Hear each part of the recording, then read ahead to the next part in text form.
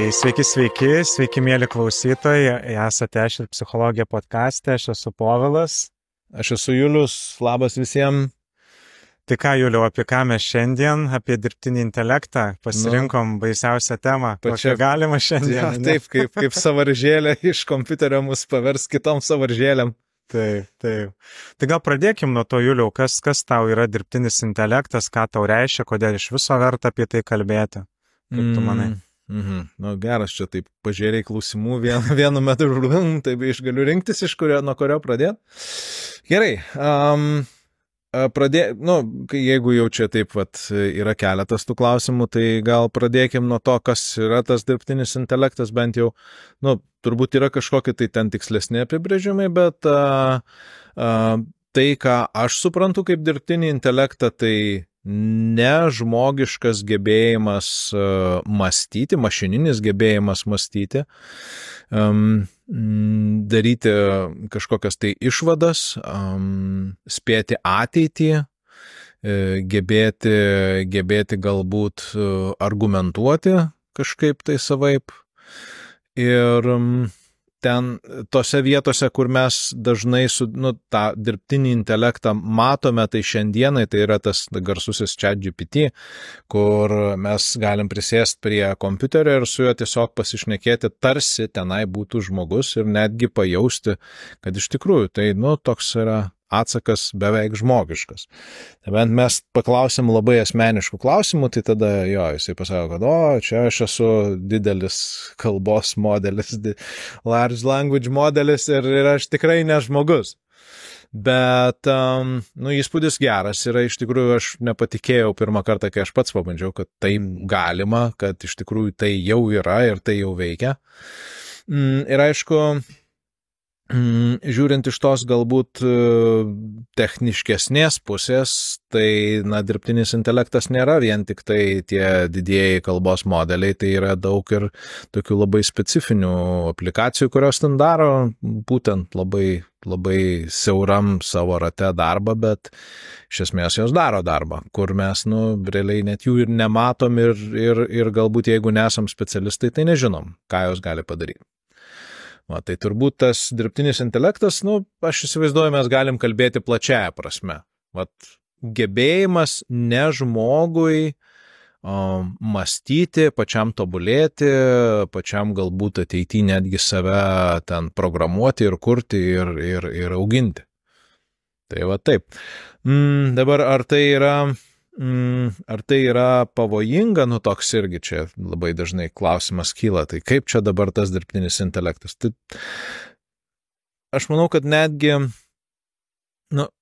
mano manimas ir tiek, kiek aš domiuosi dirbtinio intelekto tema ir aš gana nemažai domiuosi, tai atsakymų yra turbūt tiek, kiek yra tų žmonių, kiek yra tų specialistų dirbančių su dirbtiniu intelektu ir viena dalis žmonių yra, kurie sako, kad čia, viskas čia su tuo gerai yra tam tikri tokie baziniai dalykai, kuriuos mes susitvarkom dirbtiniam intelekte ir jisai tikrai nedarys jokios žalos. Yra kita dalis žmonių, kur sako, mes turime čia neįmanomai galingą jėgą, kurios jeigu mes nekontroliuosim, tai jinai čia mus visus pražudys. Ir atsakymo, turbūt, kad labai sunku rasti.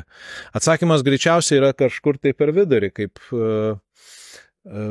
galima taip mąstyti kaip apie bet kokią technologiją, kurią mes turim. Tarkim apie raštą. Raštas lygiai taip pat buvo labai stiprus įrankis, kuris galėjo labai plačiai ir stipriai veikti žmoniją ir veikdamas tą žmoniją atnešti tiek gėrio, tiek blogio. Lygiai kaip ir ugnis. Irgi technologija tokia pati primityviausia, bet jinai yra, kaip ir, vidaus degimo variklis. Tai aš iš tos pusės prieinu, kad ir kokią technologiją mes susikurtume, mes vis viena turėsime ir geras kažkokias tai išdavas to, kas ten vyksta ir kažką, kas mums nebus taip gerai, ką galima panaudoti prieš žmogų. Tai va, galim čia ir baigti tada. Ja. Išvadas padarytos. Rimtai. Jokauju, ne.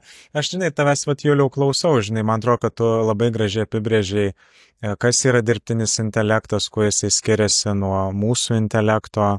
Atliepiai, man rodos, dalies žmonių tas baimės ir entuzijazmą, turbūt turim abidvi dalis šitoje temoje. Aš taip, žinai, gal nusileidžiu tą, žinai, paprasto žmogaus kėdę, gerai, tai va, aš sėdžiu darbe, esu vadovas, va, man parašo metinių pokalbių kažkokias gairias, va, aš esu žurnalistas, man paruošia straipsnio kažkokius rėmus, žinai, pasinaudoja šito dirbtiniu intelektu, sukuria man kažkokią nuotrauką, kurią aš galiu įsidėti į savo publikaciją ir prezentaciją, ir ką, gerai, tai dirbu, kaip ir sakai, su bet kokiu kitu raštu, tai kaip tu manai, iš psichologinės pusės, ar yra čia mėsos šitoj temai, kodėl čia reikia gazdintis, ar yra ko gazdintis, gal čia iš viso mes lygioj vietoje kažkaip čia tą grėsmės temą keliam, o gal visgi yra kažko baimintis, tai aš taip kažkaip, taip žinai, klausau tavęs, taip akademiškai kalbančio ir netrandu, tai o kam čia reikia apie tą dirbtinį intelektą šnekėti, kaip tu pats galvoji?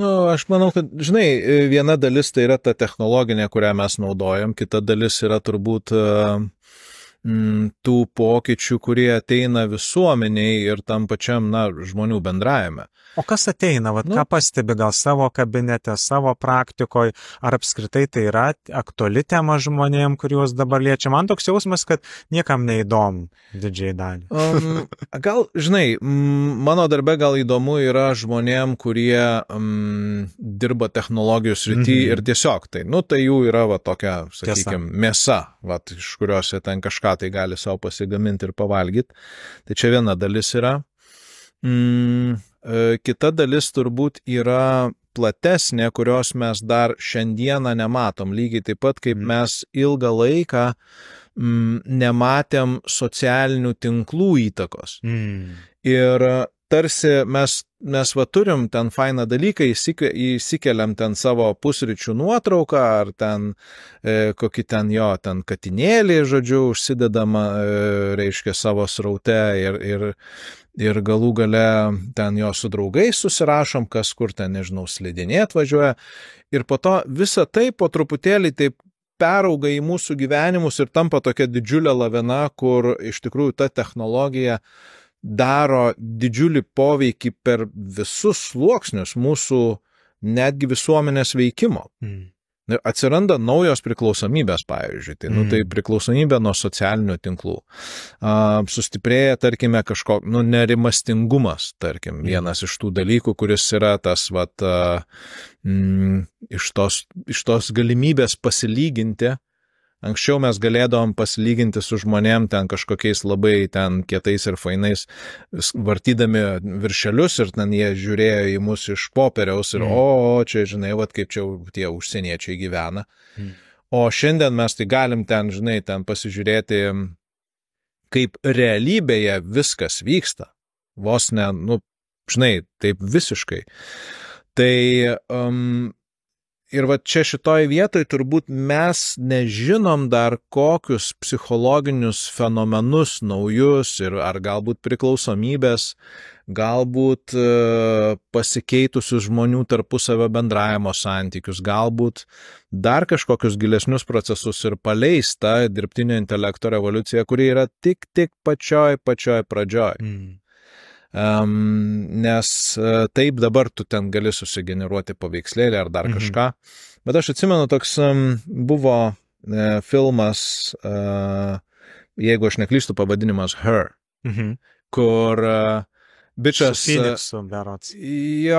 kur bičas, reiškia, nusipirko programėlę, su kuria galėjo ten, reiškia, sukurti kažkokį tai ryšį, kur galų galiai jinai ten išaugo iki visiško, ten, reiškia, visiškai atsiskyrė ir atsiribojo ir jisai sudaužyta širdim ir liko. Tai aš tikiu, kad, sakykime, žiūrint į tą technologijų evoliuciją, tai tikrai 5 metai turbūt neilgiau, kaip mes turėsime virtualius dirbtinio intelekto partnerius, galėsime turėti. Tai čia, žinai, viena dalis. Kita dalis yra, kur dirbtinis intelektas turbūt susijungia su socialiniais tinklais ir tada irgi susprogdina, kad mūsų gyvenime nustosim suprasti, kas yra iš tikrųjų tikra ir kas yra virtualu.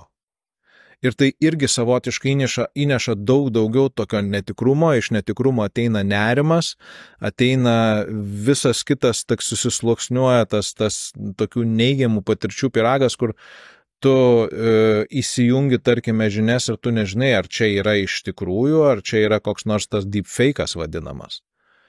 Tai, man atrodo, irgi toks, žinai, Tai įgalina dirbtinis intelektas, ne kažkokia kita technologija. Tai, tai atsakau, tie sluoksniai nauji, mes jų dar nežinom, bet mano taip iš psichologinės pusės žiūrint, tai turbūt stiprės nerimo, daugės tokio neužtikrintumo, socialinės galbūt atskirties tarp žmonių ir sakykim, vaikai, kurie augs turėdami dirbtinį intelektą kaip savo nuosavą draugą, jų patirtis bus visiškai nesuprantamos mano kartos ypač žmonėm, kaip čia jisai ten bendrauja su mašina. Tai, man atrodo, čia toksai, Aš toks dabar tu Nostradamas truputėlį, iš tiesų Nostradamo vaidmenį, prognozuoja ateitį, iš tiesų bala žino, kaip čia bus, bet aš kažkaip visai sutinku su tavim. Aš taip dabar bandu irgi įsijausti į tą, ar vadovą, ar tėtį, ar mamą, kurie, kažkokius turės sprendimus priimti, kokius įrankius naudoti darbe, turės priimti sprendimus, kokias technologijas leisti vaikui naudoti, kokių neleisti. Žinai, tai bandau, kažkaip į tą, įlysti į tą ežerą, įvykių, kas dabar vyksta aplinkui ir man tikrai nuoširdžiai sunku suprasti, tai kurioje vietoje aš jau čia turiu išsigąsti. Pavyzdžiui, tarkime, buvo čia skandalas, jau toks pasenęs, tos ChatGPT kūrėjų OpenAI įmonės vadovas Semas Altmanas buvo išgrūstas valdybos ir buvo baisus ažiotažas, visi ten spaudoje rašė, kaip čia taip nutiko, pasikeitė valdyba, Semas Altmanas grįžo. Ir da kyla klausimų, kas čia nutiko, kodėl nutiko, sklando gandai, kad galbūt jisai nuo ankstesnės valdybos slėpė kažkokį proveržį dirbtinio intelekto, randasi konspiracijos teorijos, kad jau yra sukurtas sąmoningas dirbtinis intelektas ir mes tiesiog nežinom kaip visuomenė. Tai čia, žinai, kaip skaitytojas, vartotojas vieną žiūri.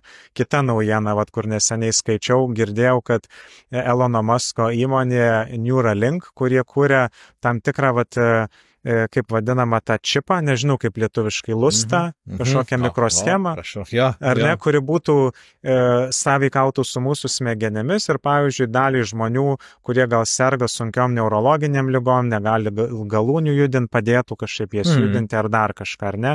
Tai berods jau bus daromi tyrimai su žmonėmis, buvo daromi su gyvuliais. Yra net internete video, kur kiaulytė jau laksto su tuo Neuralinku, kažkaip gal net pasveikus, o gal ne. Tai taip žmogus kaip ta kiaulytė lakstys, ar ne? Tai aš taip skaitau, žiūriu ir tai ties kuria vieta aš jau turėčiau staptelti ir paturėti dialogą su savim, su savo vaikais, kaip tu manai, kurio vietoje jau reikia pradėti nerimauti? Niekas nežino. Niekas nežino. Taip, aš būdamas tas Nostradamusas, tai aš pasakyčiau, kad jau kai mes susizgripsim, kad jau reikia, žiūrėk, jau čia kalbėti su vaikais, jau bus per vėlai. Ir iš kitos pusės, vėlgi mes nežinom, žmogus dėja neturi tos psichologinės tokios įžvalgos į tai, kaip jis adaptuosis prie tų naujai pasikeitusių sąlygų. Tai, bus kitaip. Bus kitaip. Ar bus ten labai blogai? Bus turbūt dalykų, kurie bus negeri, bus dalykų, kurie bus geri. Tai kaip aš sakau, gyvenimas jisai tęsis. O kad galbūt mes turėsime tiesiog kažkada tai, tokius, nežinau, gyvas mašinas, kurios, ten turi gebėjimą mąstyti, jausti, empatizuoti. Taip gali būti. gali ir nebūti. Ir manau, aš turiu tokį įtarimą, kad taip ir bus. Yra netgi filmas Zoe vadinasi. Irgi per daug kabutėse nespoilinant žmonėm, tai yra apie tokią moterį Zoe, kuri dirba, dabar nepamenu, galbūt žurnalistė, kažkokia kūrybininkė, jinai užmesga santykį su vienu vyru, jį pamilsta, jis ją pamilsta ir jisai tokius interviu daro su ją ir taip, naiviai gyvena savo gyvenimą ir ties tam tikrų momentų filme ji kai ką suvokia apie save, ko niekada nesuvokė. Ir čia dabar iškart perspėjau, kas nori žiūrėti filmą, čia turėtumėte išjungti kokį minutį. Jinai suvokia, kad jinai yra dirbtiniu intelektu varomas androidas iš esmės. Ir tie jos jausmai yra tikri, nuoširdūs ir jausmai, kurie jaučiami ją yra nuoširdūs ir tikri. Tai aš kažkaip tikiu, kad menas, literatūra, kinas, jie puikiai prognozuoja dalykus, gal ne taip taikliai ir tiksliai, kaip koks Nostradamas, bet jie prognozuoja. Tai čia patinka man, ką tu sakai ir dar ką pagalvojau, žinai, apie tą nerimą, man atrodo, kad dabar mes to nerimo nelabai jaučiam didžioji dalis žmonių, galbūt išskyrus technologus, man atrodo, visi žiūri taip kaip į smagų žaidimą, va čia kažką juokingo paklausė, atsako, žinai, o čia aš įdėjau dokumentą ir jis nuskaitė mano duomenis, kaip juokinga, žinai. Kol kas mes, man atrodo, kaip populiacija, visuomenė dar tikrai tų nerimų neturim, bet kalbant apie klimato kaitą, yra netgi toks reiškinys, užsienyje psichologai dirba su klimato kaitos nerimu, kur klimato kaita daliai žmonių, ypač liberaliau mąstančių, kurie tiki klimato kaita ir įrodymais apie tai, jiems tikrai tai yra baugu ir aš įsivaizduoju, kad ateis laikas, kai dirbtinis intelektas, jis bus tiek išvešėjęs, kur atsiras dirbtinio intelekto nerimas. Aš netgi pas save turiu tokias kategorijas, kur skirstau filmus, kuriuos galiu parodyti klientam, parekomenduoti. Ir aš netgi esu susikūręs tagą vadinamą žymą AI Anxiety. Ir galvoju, kažkada, kai reikės, turėsiu kokį 10 filmų, kuriuos galėsiu parodyti. Dar kol kas nereikėjo, bet aš, žinai, galvoju, tai nerimausim, tai kaip žmogus adaptyvus, jis prisitaiko, gal čia nėra ko skandalinti, baimintis, kaip tu pats manai. Žinai, čia tai skandalinti ir baimintis apskritai, turbūt pažiūrėjus, tai dėl mažai dalykų yra, dėl kurių iš esmės taip reiktų, žinai, taip, tikrai sunerimti. Mažai. Yra gal ten, tam tikros sveikatos būklės, ten didžiuliai ten perkričiai, galbūt karjeroje ir panašiai, bet kuo mes turim didesnę galimybę adaptuotis, ypač ten, jeigu jaunesni žmonės, dar jie turi ilgesnį ir laiką savo gyvenimo prieš akis, tai, iš esmės yra, sakykime, yra mažai dalykų, kurie tikrai yra tokie, iš esmės sukrečiantis. Ir didžioji dalis to, dėl ko mes nerimaujam, yra ne tie dalykai, yra daug ten, žinai, mažesni, ten kaimynas nusipirko geresnę mašiną, žinai, ir kaip čia dabar man pasim dar vieną lizingą, kad aš tą mašiną irgi geresnę nusipirkčiau. Dieve mano, žiūrėk, kaip čia aš negražiai Instagrame atrodo, čia reiks, žinai, perpostinti dabar, ten ką čia pakeisti. Sakykime, čia galbūt toks nukrypimas į tokią tiesiog tą nerimo temą, bet jeigu grįžtant atgal prie to dirbtinio intelekto, tai mes nežinom tos ateities, jinai tikrai bus, jinai bus kažkokia kitokia, negu kad mes iki šiol įsivaizdavom. Ir, žinai, turėdami mes tą kitokią ateitį, joje gyvensim kažkaip, tai, žinai. Aišku, bus pokyčiai, žinai, kaip ir visada kiekvienoj toj, sakykime, revoliucijoje, o čia tikrai bus revoliucija, man atrodo, tai bus, ten darbai keisi žmonių, dalis žmonių, tiesiog nebeteks darbą. Ir, ir įdomi dabar tai paradoksas yra toksai, kad, tarkim, irgi su dirbtinio intelekto atėjimu, anksčiau buvo manoma, kad labiausiai iš darbų išgrūstai visus tuos, sakykime, žmonės, kurie dirba fizinį darbą. Bet pasirodo ne. Vat, žinai, ten tvarkytojai visokie, statybininkai, santechnikai. Bus poreikis ir toliau, nes dar mes neturim tiek tokios technologijos, kad jinai ten žiauriai gerai varytų. Tačiau, vat, jo, teisininkai, buhalteriai, visokie asistentai, nu, čia yra nemaža grėsmė.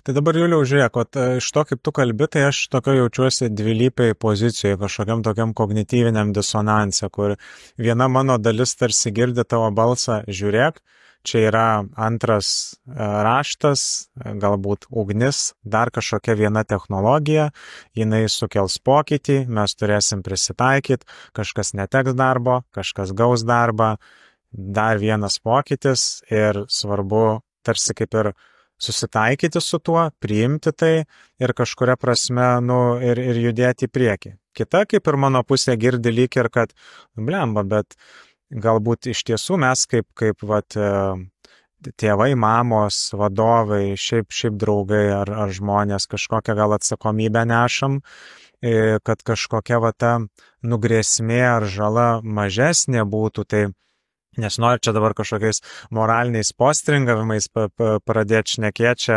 aiškint žmonėm, kaip čia gyventi ar negyventi, bet vis dėlto, tai kur apsistoti dvasiškai, morališkai šitoj temoj, tai nes viena dalis lyg ir nori baimintis, kita dalis lyg ir nori ramiai kažkaip žiūrėti, tai iš psichologinės pusės, ką patartum, palinkėtum tam, sakykime, žmogui, kuriam gal dabar tai ne problema, bet gal bus po 5 ar 10 metų. Kokios tavo mintys? Tai, žinai, jeigu čia mano klientas būtum, tai aš sakyčiau, tai žiūrėk, po 5 ar 10 metų mes ir pakalbėsim tada, jeigu ta bus problema. Ir čia turbūt yra ta dalis, žinai, kur mes, žinai, iš tos psichologinės pusės, tai vėlgi, galim galbūt padėti klientam, žinai, kažkokias tai rasti dabar, jeigu jiem jau kelia kažkokias tai, žinai, ten nerimą ar dar kažką tai. Bet ar kelia jau? Man atrodo, kad nekelia. Gali būti, kad nekelia. Kažkam kelia, ne visiems, yra žmonių, technologam. Tai.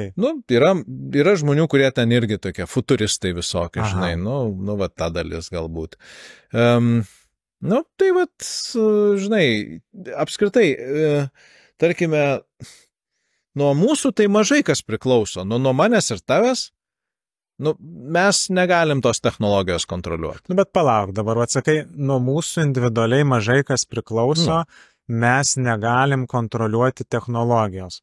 Ką aš tikrai galiu daryti, pavyzdžiui, jeigu mano vaikas ar dukra rašo rašinėlį ir tas rašinėlis yra parašytas to paties ChatGPT, Bing ar bet kurio kito toolso įrankio, tai dabar tai čia ok ar ne ok.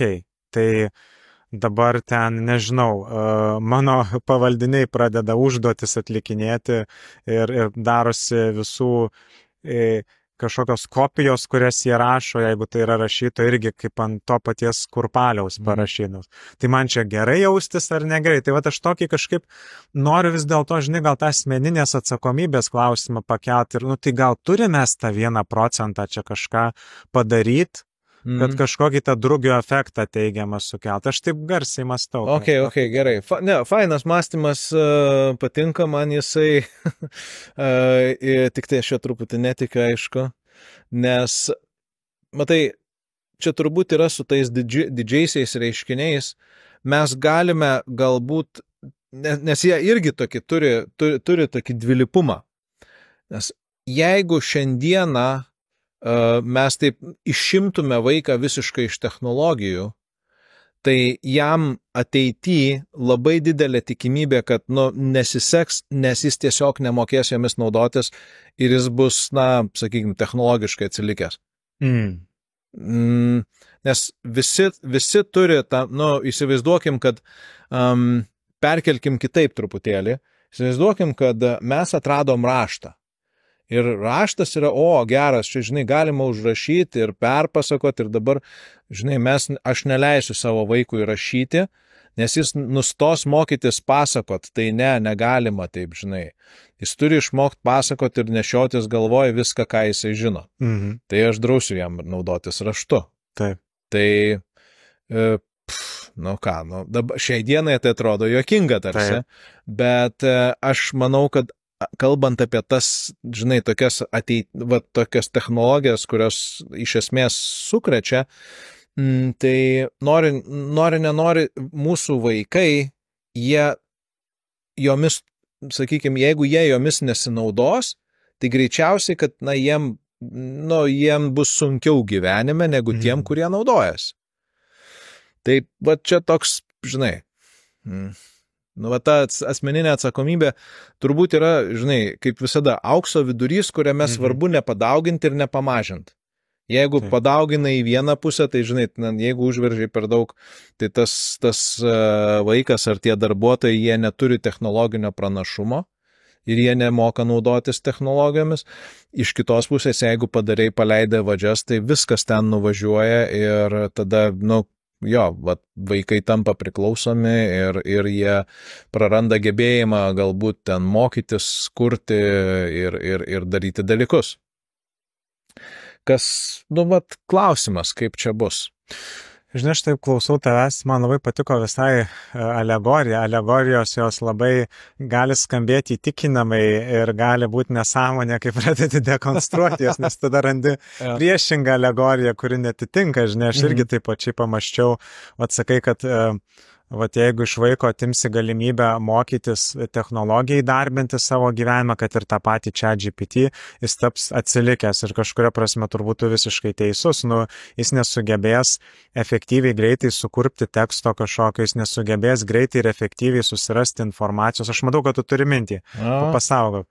Ir tame yra tiesos, bet, žinai, yra kita medalio pusė, žinai, tai ar mano vaikas, pavyzdžiui, netaps protiškai atsilikęs, kai jo mąstymą, kūrybiškumą, originalumą pradės kompensuoti įrankis kažkoksai. Tai čia vienu kampu daraisi toks technologiškai kažkoks raštingas, pažangus, bet kitu atveju toks atrodo daraisi, atsilikęs. Durnesnis tiesiog. Durnesnis ir tada tai čia tas toks, kur kažką gauni, kažką prarandi momentas. Žinai, dėl to durnumo, tai, matai, aš tai galvoju taip tiesiog, kad vienas dalykas, tai aš ten dėl to ChatGPT, žinai, kad tas mūsų, tai, ką mes kalbam apie dirbtinį intelektą, tai būtent, kad labai dažnai mes vis referuojam ChatGPT, bet tai nėra vien tik tai ChatGPT, tai yra apskritai gebėjimas naudotis to, sakykime, dirbtinio intelekto technologijomis tokios, kokios bus pasiūlytos ateityje, kokių mes dar net ir nežinom galbūt šiandien. Tai čia aš labiau referuoju į tai, kad ne tik tai ten parašyti rašinėlį, o iš kitos ir ta kita pusė irgi, žinai, kad Aš nemanau, kad žmonės tapo mažiau kūrybingi, kada jiems technologijos suteikia galimybę, pavyzdžiui, nežinau, daryti nuotraukas ten telefonu. Ar ten filtrus ten dėliotis, ar ten naudoti socialiniais tinklais. Mes vis vieną sugalvojam, kaip mum tą naują technologiją kūrybiškai pritaikyti savo gyvenime tam, kad mes galėtume dar labiau išplėsti savo galimybės. Tai čia ne mano šiaip tai mintis, aš norėčiau, kad jinai būtų mano, bet žinai, bet dėja, yra protingesnių. Gal pasiūlė dirbtinis intelektas šiandien, kai ruošėjusi, ne? Ne, šiandien nesirašiau, dirbtinis intelektas man nieko nesakė,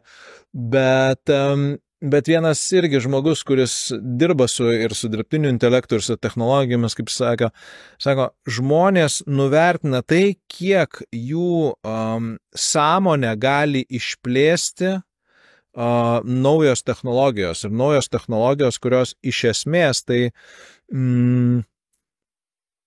padeda plėsti šiaip mūsų mąstymą. Kol kas mes esam tik pačioje pradžioje, kaip tu sakei apie Neuralinką, kur, ten, bėgioja kiaulytė su prijungtu ten, žinai, tuo linku.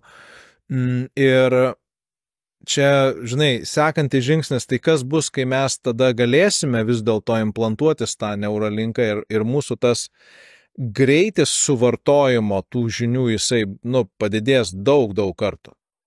Tarkim, tu gali ten tada galbūt knygą savo į smegenis parsisiųsti ten per 3 sekundės ir žinai, dar kartu ir taip savo, žinai, leisti pasąmonę ją perdirbti ir pritaikyti įgūdžius.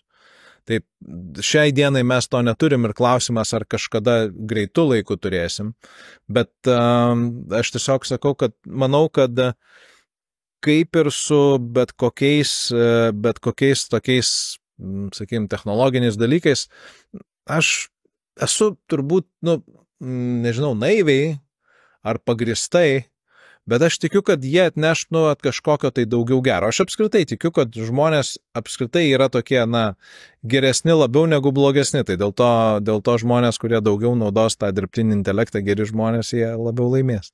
Bet čia, žinai, Juliau, tai kaip tu kalbi, man atrodo, labai daug žmonių mąstė, kurie ir tą patį Facebooką kūrė, ir Instagramą. Ir kaip man atrodo, tu labai teisingai pasakei, sunku žmogui prognozuoti to, ko nėra. Kaip žmogus adaptuosis ar nesiadaptuos. Ja.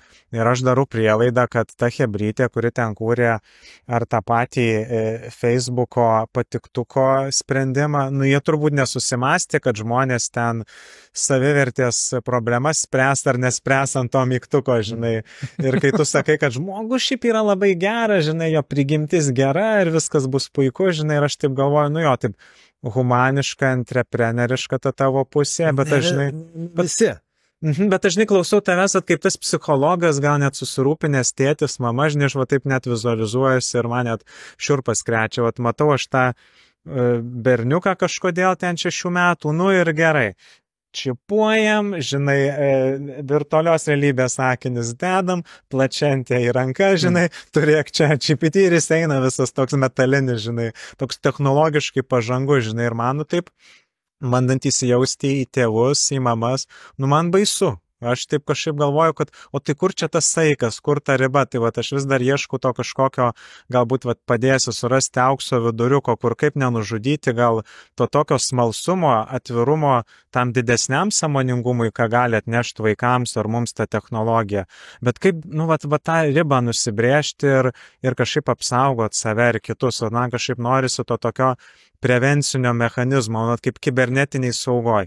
Visiems parūpsta, kai įvyksta nutekėjimas duomenų. Tada visi biudžetuoja, keičia, tobulina, o kol nėra, tai laukiam, kol nutiks. O gal nereikia laukti. Žinai, čia turbūt, kalbant apie technologijas, tai taip ir yra, žinai, kol nenutiko, tol mes čia, pats pasakei, kad mes negalim žinoti tokios ateities. Čia tu pasakei, aš tiesiog atkartoju. Tai neapsisaugosim mes nuo visų problemų, bet turbūt, žinai, vis tiek psichologiškai vis viena, mes liksim žmonės. Aš tikiu, kad kažkaip tai, žinai, mums tas santykis su žmogum, jisai vis viena, bent jau genetiškai, mokslas jau yra, nežinau. Tu gal jau socialinėse medijose nenaršai, kai sakai, kad mes liksim žmonės ir neskaitai Facebooko komentarų. Ne. Aš ir neskaitau, bet man kartais parodo antrą pusę, tai nėra ten labai daug gėrio, ten yra pjudynės, kova, diskusijos, ideologiniai karai. Taip, laido riteriai visi, ten išlindę, ten gali paklebent, žinai, klaviatūrai, ten realybėj, kai susitinka. Tai va labai technologiškai pažangų, žiūrėk, moka malt klaviatūrą. Tai žinai, bet matai, tai tas pažangumas jis yra tik tai naudojimasis tą technologiją kažkiek, tai, bet ne, galbūt aš kai kalbu naudojimasis tą technologiją, tai gebėjimas ją pritaikyti, tokiam, žinai, savo tam platesniem poreikiam. Bet, aišku, kad tas, sakykime, tas dabartinis, ta socialinė medija, tai, įgalino visą tą purvą ir tas nesąmonės, kurios yra žmonių galvoje, žinai, nebaudžiamai įleisti į išorę. Tai dabar, aišku, jau atsiranda galų gale ir technologijos, kurios ir padeda kaip tik sukontroliuoti tą, Taip. Ir aišku, yra technologijos, kurios leidžia tą išnaudoti, žinai, kaip ten visokios trolių fermos ir panašiai. Ir aš dabar, žinai, įsivaizduoju save tokį, žinai, technologiškai raštingą, tokį propagandistą, pasistatęs aš tą, žinai, propagandos mašiną rašo ten už mane tuos komentarus, aš galiu savo sultis gerti ar ką nors kito nealkoholinio ir ramiai čilinti ir užsimti kitą veiklą. Tai atrodo, va, žinai, va, kur tas etinis momentas ir aš grįšiu prie savo minties, va, to 1%, aš visiems kažkaip jaučiu, kad turime šiokią tokią atsakomybę prieš save, prieš artimuosius, prieš draugus, prieš vaikus kaip minimum, kas liečia va, tą technologijų naudojimą. Nu, ir izoliuojant tą patį ChatGPT, nu, jis norisi kažkokį va, tą pakviesti refleksijai, pakviesti saiko pojūčiui žmonės ir duoti kažkokią ribą, kur žiūrėk, nu čia kaip su bet kuo, žinai, daryk, ką nori, tik su saiku.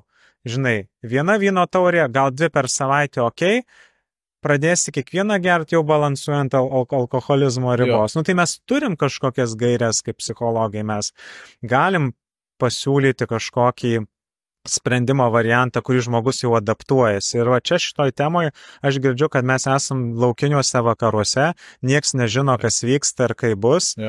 Vieni pasirenka tą patogią poziciją ir toliau nežinoti, kiti pasirenka poziciją per daug žinoti ir skalambyti varpais ir jau atrodo giltinė, žinai, eina Gedimino prospektu. Tai vat, kur tas sveikas protas, o taip norisi tą vat kažkokį psichologą išgirsti kambarį, kuris ramiu balsu pasako, žiūrėkit, viskas bus gerai, padaryk A, B ir C ir bus čiki. Tai vat, kur tas psichologas, Juliau, atvestų jį kur nors. Žinai, tas psichologas, tai matai, padaryk A, B ir C yra, žinai, šiandien sakyti, ką padaryti, yra labai sunku, nes mes nežinom, kaip bus.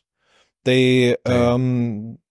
žinai, nu, kaip visada, jeigu jau tau yra blogai, nu, blogai tai yra, žinai, tu per daug, būtent, kad tu ekscesyviai ten naudojasi to dirbtiniu intelektu, kad tu, sakykime, visus savo sprendimus atiduodi jam. Tarkim, kad tu tiesiog nebejauti gyvenimo džiaugsmo, ten jauti nerimą. Nedžiugina ChatGPT. Nu, ChatGPT nebedžiugina. Viskas kažkaip reikia naują versiją. Ne. Ten ar kažkokį kitą ten pabandyti. Bet iš esmės tie patys požymiai, kurie rodo, kad tau yra kažkoks psichologinis diskomfortas, kuris šiandien signalizuoja, kad, žiūrėk, tai tau laikas ten eit pas psichologą, žinai, ar į terapiją, ar šiaip tiesiog, žinai, ten pasikalbėti su kažkokiu tai žmogum, kuris nors truputėlį galėtų susisieti su tavo savastim, žinai, su tuo tikruoju aš, ne tuo išoriniu ten aplipdytų visokiais ten Facebooko ar Instagramo laikais, komentarais ir tom nuotraukom, bet tuo, koks tu esi iš tikro. Tai aš manau, kad tas ir neturėtų pasikeisti, jeigu tau yra blogai, tu eini ir ieškai sprendimo. ABC aš nežinau, žinai, socialiniai medijai, tai mes galim dar pasakyti, tai apribok ten tą, žinai, kiek tu ten jos naudoji, žinai, ten, išsitrink ten kažkokios tai ten paskyras, kurios tu ten, žinai, ten dar kažkas tai. Nustok sekti ten kokius nors, žinai, kanalus, kurie tau ten labiausiai trukdo. Nes iš tikrųjų, aš turiu patirtį, žmogus dirba medicinos srity, ir nuolat jaučia, tokį nerimą ir stresą, tai ir tokį, reiškia, tas nuolatinis yra toksai galvojimas, kaip kažkam kažkas atsitiks blogai, arba galvojimas, koks gyvenimas apskritai yra blogas. Tai gerai, sakau, tai kas tavo socialiniam feede? Tai arba yra kokios nors ten medicininės ligų istorijos, kaip kas nors numirė, ten susirgo ten ir blogai, arba tada yra kokie nors influenceriai, kaip jie keliauja, puikiai gyvena ir žodžiu, ir koks nuostabus visų kitų gyvenimas yra, kaip jie ten, žodžiu, viskas puikiai. Tai sakau, Juliau, aš įsiterpsiu, kas mane ir labiausiai baugina, žinau, kad tai, ką tu pasakai, praktiškai perskaitai savo mintis. Vienas iš depresijos požymių mąstymo prasme, tai yra automatinės pasikartojančios mintys. Ir tos mintys dažnai turi to tokio kažkokio šabloniškumo ar kategoriškumo. Aš nevykėlė, pasaulis beprasmis, man čia nėra vietos, nieks manęs nemyli. Labai kategoriškos, tokios juoda, balta, persmelktos mintys. Ir žinai, kai tu kalbė apie tą tikrąjį aš, net jeigu mes prasikasam pro šitas automatinės mintis, kartais susidaro įspūdis, aš tai sakau su visišku susirūpinimu ir atjauta ir savo klientams, atrodo, kad net už tų automatinių minčių nebematyti to tikrojo žmogaus. Ką aš turiu omeny? Žiūrėk, tu skaitai socialinės medijas, skaitai kažkokius tekstus. Tie tekstai yra šabloniški, pasikartojantis. Priklauso, žinai, nuo to, ką šiaip skaitai ir žiūri, tu ir gauni tą turinį, ar ne? Tada tavo perspektyva darosi vienašališka, nuspėjama, primityvi ir tu to pradedi gyventi, tikėti, mąstyti, tos idėjos pasidaro tavo esybę ir tada, kai tu pamatai kitokį, išgirsti kitokį, tai tau kelia natūralų priešiškumą, natūraliai tu nori atmesti, organizmas priešinasi kaip kokiam virusui, bakterijai, žinai. Ir tada aš galvoju, žinai, kiek dar to tikrojo aš yra. Ir tada, kai kalbam apie dirbtinį intelektą, atrodo, kad tada dirbtinis intelektas pradeda naudoti tuos komentarus, tekstus, kuriuos rašo žmonės, jau turėdami tas šabloniškas automatinės nuspėjamas mintis ir atsiranda toksai užburtas ratas, kai mums dirbtinis intelektas atryja tą, ką mes jau nebūtinai būdami sąmoningiausi ir sveiki jam padavėm, žinai. Tai šita vieta mane truputėlį baugina, nežinau, ar čia užbaigsime pozityvią tą mūsų pokalbį, bet kažkaip norisi gal pakviesti, žinai, kiekvieną pamastyti, aš save turbūt kviečiu tokiu palinkėjimu, kad nublemba, tai kas tas tikrasis aš, ar aš dar turiu tikrai aš veikiamas tiek daug visokio turinio ar šaltinių, tai ką tu manai apie tai? Ar tu dar turi tikrai aš manau, kad turi, žinai, kaip tu sakai, ten kasiesi ir ten tas tikrasis aš netgi toks visas užsidepresavęs ir apsunkęs. Tai aš gal sakyčiau, tai gal per sekliai kasamės tada. Nes tas tikras, žinai, nes tiek tų sluoksnių reikia atkasti iš tikrųjų, kad, nes mes tikrai, mums daro įtaką, daugybė dalykų, šiai dienai daugybė dalykų. Ir kalbant apie tą socialinę mediją, tai aš čia, žinai, kaip pavyzdį paėmiau, kad tiesiog tai yra vienas iš tų, kas mum yra, būtent, kad atryja atgal tą, ką mes ten, pradėjom žiūrėti, mums daugiau to siūlo ir iš esmės mes pradedam virti tame pačiame ir tada tas pats sukasi ir mano galvoje.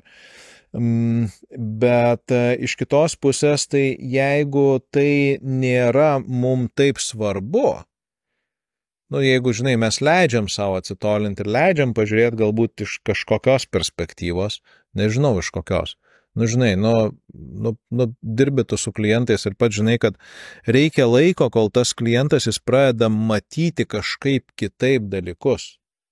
Jisai taip tarsi atsitraukia atgal ir žiūrėk, čia dabar kitaip yra.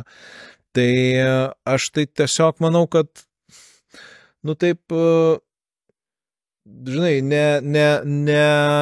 nenurašyti to, kad žmogus turi gebėjimą, mes vis dar turbūt turim tą gebėjimą, kaip mūsų unikalus yra organizmo gebėjimas išgyti nuo virusų, ten sužalojimų ir viso kito, taip mūsų psichikos yra gebėjimas išgyti iš to viso, žinai, to, kas mus taip slegia ir žinai, ir trikdo. Ir iš kitos pusės, aišku, mes galime yra ir visokių, sakykime, virusų, ten bakterijų ir visokių sužalojimų ir kitokių ten baisybių, kurios sugadina tą mums organizmą nepataisomai, kur, iš tikrųjų, mes tampam neįgalus ar galų gale mūsų gyvenimas baigėsi. Tai, žinai, bet aš statau ant tos didesnės dalies, kur vis dėlto mes turim tam tikrą atsparumą, nežinau iš kur ateinantį, turbūt iš žinai, 100 000 metų ateinantį tą atsparumą ir gebėjimą nutarsi truputėlį atsistatyti. Ir čia vėlgi klausimas turbūt dirbtinio intelekto kūrėjam, kokį jie jį koks jisai bus leistas sukurti, nežinau. Reiškia, ką į jį įdės kaip tokius kertinius apribojimus, kad jisai būtų iš tikrųjų kuo humaniškesnis. Žinai, nes kaip labai mėgsta ten žmonės ten baisius scenarius paišyti, tai padarysi, kad dirbtinis intelektas, reiškia, optimizuotų lėktuvo ten degalų sunaudojimą, tai kai tik lėktuvas pakils, jis iš karto, jeigu jį valdys dirbtinis intelektas, jisai trenksis į žemę. Čia yra tiesiog idiotiškas scenarius, kurį gali, nežinau, apsirūkęs žurnalistas sugalvot, kuris rašo straipsnį, koks baisus dirbtinis intelektas.